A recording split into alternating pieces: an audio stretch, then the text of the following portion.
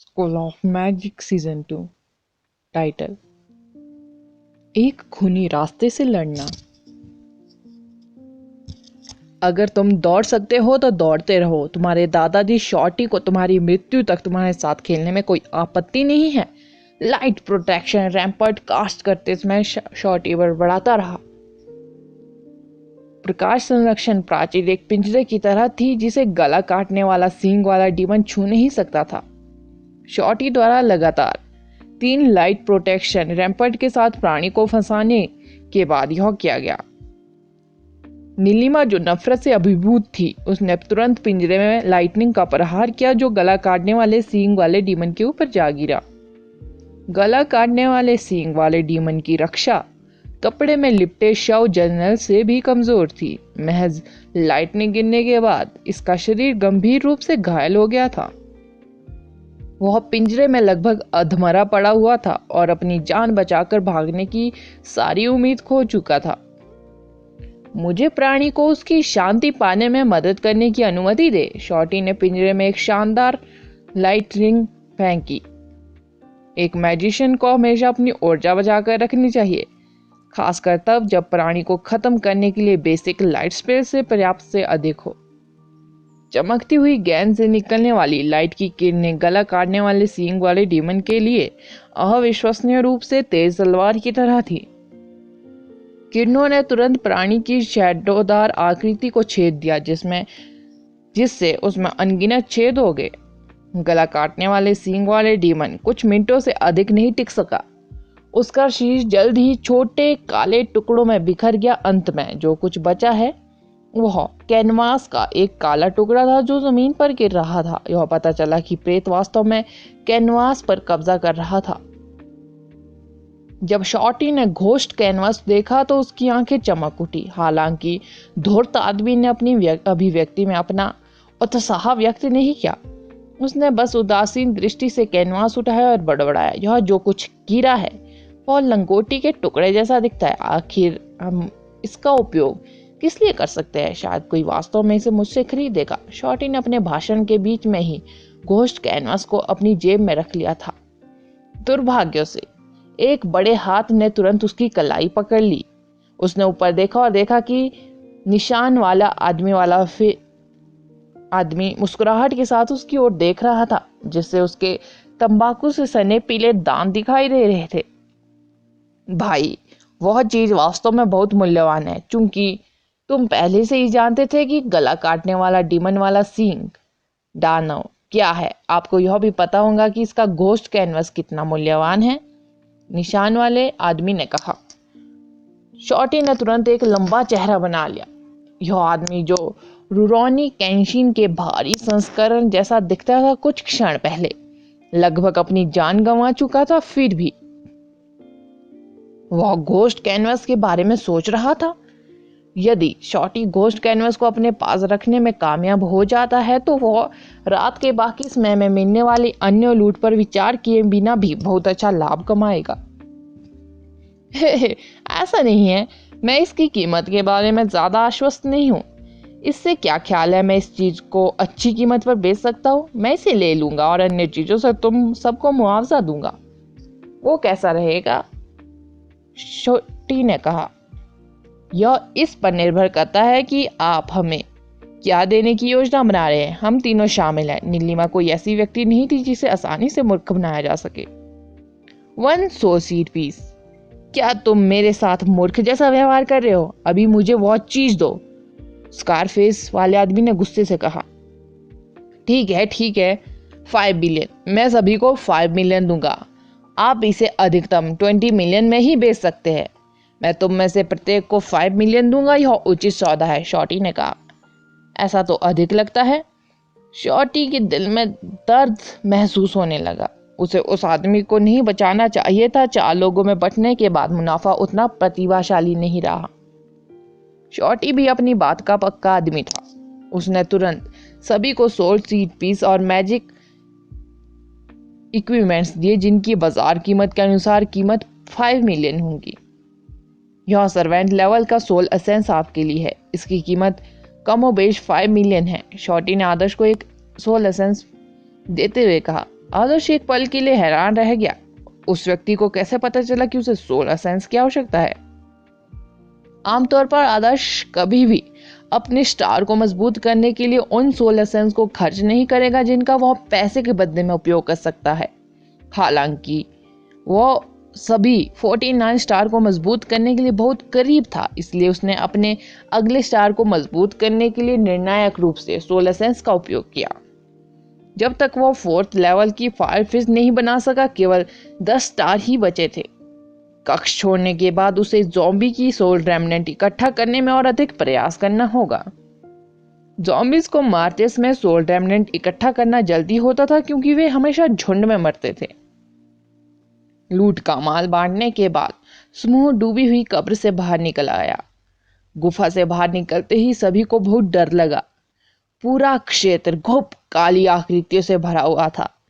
जब वे चालाक corps general और फैंटम जनरल से निपटने में व्यस्त थे तो ज़ॉम्बीज ने जगह भर दी थी। जब उनका पूरा दृश्य क्षेत्र ज़ॉम्बी के चेहरे, शरीर और अंगों से भर गया तो उन्होंने अचेतन रूप से गहरी सांस ली। जल्दी चलो, इस जगह को छोड़ दे। शॉर्टी को गोश्त कैनवस के बारे में तब कोई विचार नहीं आया जब उसे एहसास हुआ कि वे किस स्थिति में थे। छोटी फ्लेम बेले, रास्ता साफ करो, आदर्श ने तुरंत आदेश दिया। फ्लेम बेले जमीन से लगभग 3 से 4 मीटर ऊपर उड़ रही थी। उसने अपने गाल फुलाए और तेजी से उनके आगे धधकती हुई लपटें उगल दी। आग की लपटें नदी की तरह आसमान से बरसने लगी। लुढ़कता हुआ ज्वार आगे की ओर बढ़ा और सतह पर धधकता हुआ लाल कालीन बिछ गया।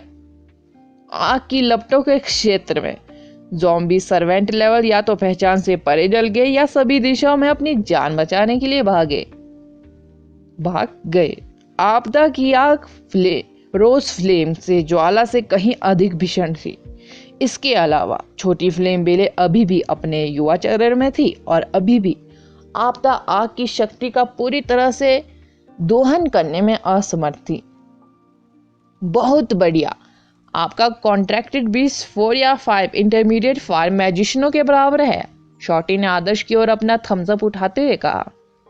बहुत हो गई चापलूसी, जल्दी करो और हमारे पीछे के ज़ॉम्बी को ब्लाइंड रेज करने के लिए अपनी ब्रिलियंट लाइट रेज का उपयोग करो। वे बहुत तेज दौड़क है, आदर्श ने कहा। आग की लपटों से रास्ता साफ करने के अलावा आदर्श और नीलिमा, जो दोनों लाइटनिंग के मैजिशियन थे, अपने लाइटनिंग के हमलों से बड़ी संख्या में लाशों को पंगु बनाने में भी सक्षम थे। ऐसा कहा जा रहा है कि केवल आदर्श की लाइटनिंग स्ट्राइक ही लाशों की भीड़ को पंगु बनाने में सक्षम थी। 4th लेवल की लाइटनिंग स्ट्राइक नीलिमा की लाइटनिंग स्ट्राइक से कहीं अधिक मजबूत थी। जो ज़ॉम्बी मानव पिरामिडों में ढेर होकर आनंद लेते थे, उनके पास समूह के करीब आने का कोई मौका नहीं था। मैं देख रहा हूं, सेना बिल्कुल आगे है, स्कारफेस चिल्लाया। अपने दोनों हाथों में बर्फ की चैन पकड़कर स्कारफेस ने बड़ी ताकत से बर्फ की चैन को बगल में फेंक दिया, जिससे दोनों तरफ के ज़ॉम्बी जमीन पर गिर गए। वे सेना से 1 किलोमीटर से भी अधिक दूर थे।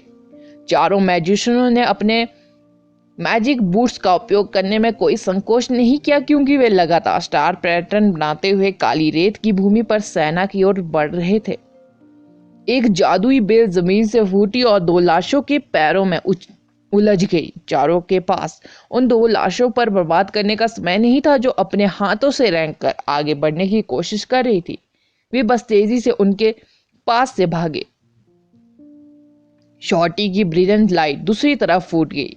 रोशनी इतनी तेज थी कि इसने अन्य 4-5 ज़ॉम्बी को करीब जाने से रोक दिया, क्योंकि वे अपनी आंखों को बचाने की कोशिश कर रहे थे। रोशनी धीरे धीरे कम होने के बाद जब लाशों की दृष्टि वापस आ गई तो 4 मैजिशियन पहले से ही उनसे 100 मीटर दूर थे। ज़ॉम्बी के एक और झुंड से घिरे हुए थे। मेरी बारी, विंड डिस्क स्काई स्नेयर। अपने हाथों से पास के हवा के प्रभाव को नियंत्रित करते हुए स्कारफेस ने सख्ती से कहा। केंद्र में समूह के साथ हवा तेजी से घूमती है। शुरुआत में हल्की सी हवा से यह स्काई स्नेयर विंड दीवारों में बदल गया, जो इतनी मजबूत थी कि किसी भी चीज को टुकड़ों में कुचल सकती थी। School of magic season 2 title, मरे नहीं उनमें से अंतहीन। हवा की दीवार ने न केवल उनकी रक्षा की बल्कि उन पर झपट रहे ज़ॉम्बी झुंडों को भी हवा में उड़ा दिया। हवा जितनी तेजी से घूम रही थी उतनी ही अधिक प्रचंड शक्ति उत्पन्न हो रही थी। इतने सारे सर्वेंट लेवल के ज़ॉम्बी हवा की दीवार पर कूदते हुए इसने ज़ॉम्बी को एक विशाल मांस की मशीन की तरह पीसकर पेस्ट बना दिया। जल्द ही मांस और शरीर के टुकड़े दीवार के बाहर बिखरे हुए थे। चलो, हम अब और नहीं रुक सकते। आदर्श ने तुरंत सोल रेमनेंट को प्राप्त किया और अपनी टीम से आग्रह किया। विंड डिस्क धीरे धीरे तितर बितर होती गई, जिससे ताज़ा रक्त और गूंदा मांस जमीन पर बिखर गया। इसने आगे का एक बड़ा रास्ता साफ कर दिया था। फिर भी जब टीम 50 मीटर से कम दूरी पर दौड़ी थी तो उन्होंने तुरंत खुद को लाशों के नए झुंड से घिरा पाया। प्रत्येक पैक में 20 से अधिक लाशें शामिल थी। उनमें गति सामान्य मानव से 2 से 3 गुना अधिक थी। अलग अलग विशेषताओं वाले उनके कुछ प्रकार काली शैडो की तरह टिमटिमाते हुए और भी तेज दौड़ सकते थे। धिक्कार है, उनमें से बहुत सारे हैं, शॉटी ने श्राप दिया। हम रुक नहीं सकते। लाशें एक उभरते ज्वार की तरह हमारी ओर आ रही है।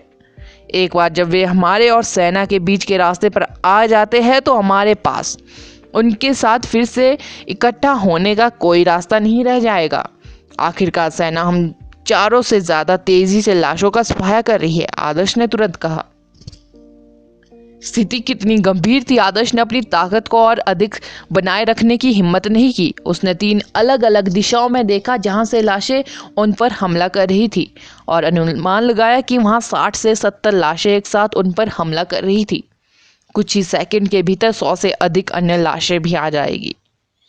मेरे करीब खड़े रहो, मैं उन सभी को एक ही बार में नष्ट कर दूंगा, आदर्श ने गुस्से से कहा। मैं तुम्हें कवर दूंगा, शॉटी ने तुरंत कहा। आदर्श के पैरों के नीचे स्टार पैटर्न दिखाई दिया।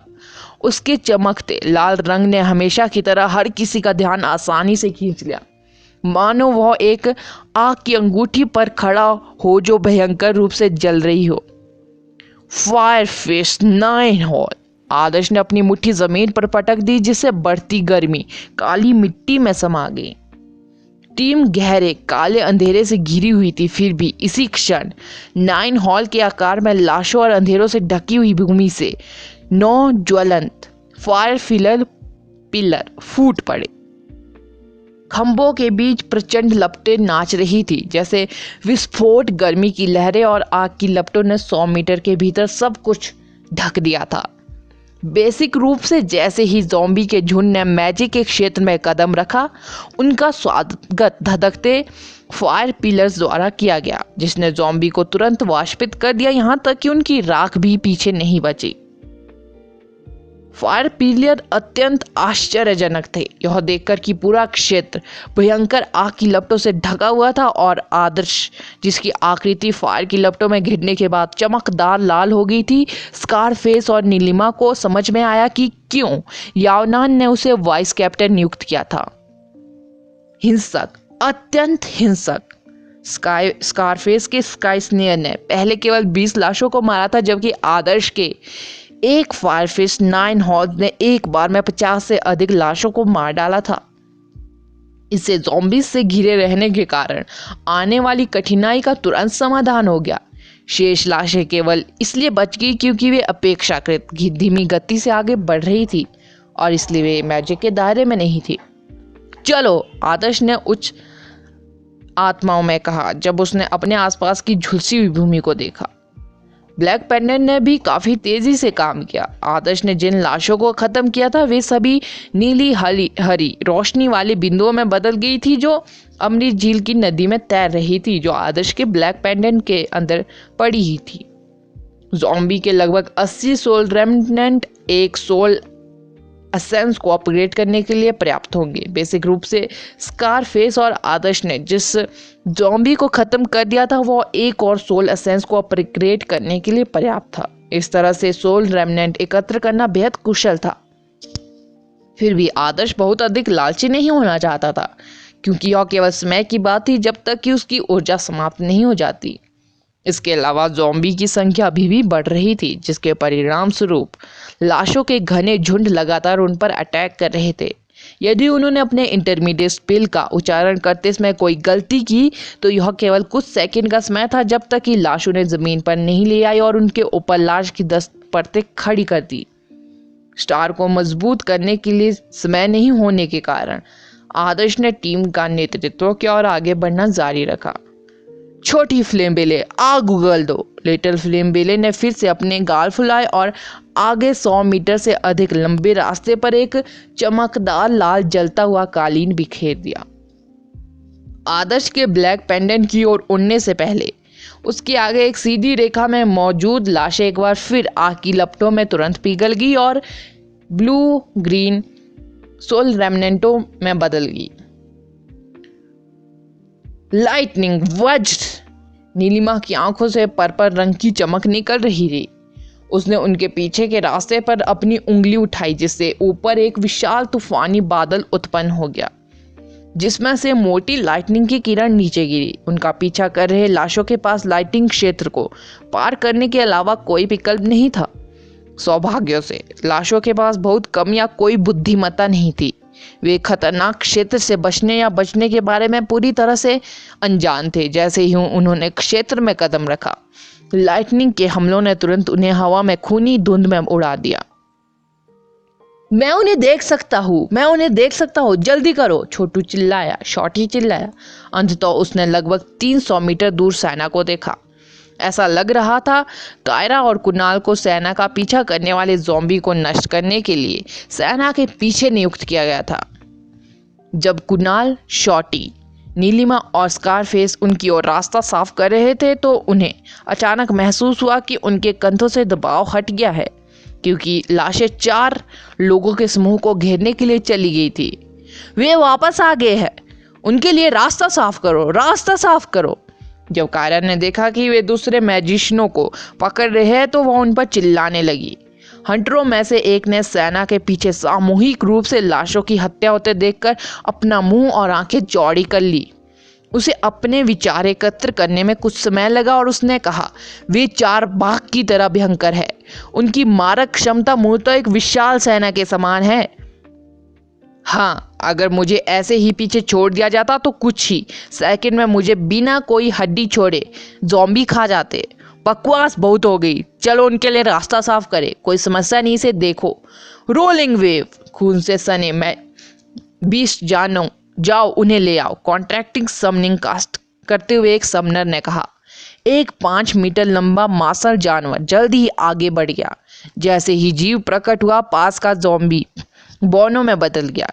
एक ही पकड़ एक ज़ॉम्बी को कुचल कर मार डालेगी। उसके अंगों का एक ही झटका एक उड़ते हुए ज़ॉम्बी को गिरा देगा और एक ही काटने से एक ज़ॉम्बी निकल जाएगा।